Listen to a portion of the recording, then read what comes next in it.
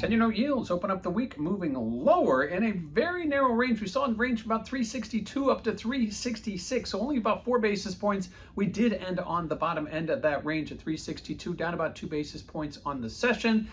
A lot kind of moving around, a lot of moving parts here as we have FOMC coming up on Wednesday of this week. Last week we saw those 50 basis point rate cut odds move all over the map, ending on Friday at about 50-50 odds. Today we saw those odds extend further higher up to 60%. This despite the fact that we did see stronger than expected Empire manufacturing. But again, all eyes will be on Wednesday's FOMC meeting, when the Fed chair and the Fed will meet, and the Fed chair will have a press conference after. But again, seeing yields creep lower just above the year-to-date low of 360, closing out today at 362. Now, what does this mean for volatility? Well, check out that CVOL index over at cmegroup.com.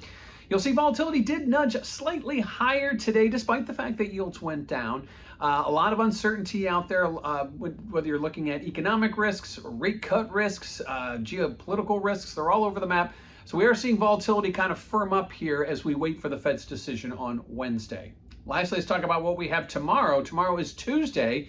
We get the retail sales number for last month. We also get some housing data and a 20-year auction. But again, all eyes are on expectations for any shifts in rate cut odds. Right now, the market is fully priced for a 25 basis point rate cut on Wednesday, and about 60% odds priced for a 50 basis point cut. So a lot could change here over the next couple of days ahead of the Fed announcement, which will be on Wednesday at 1 p.m. Central Time.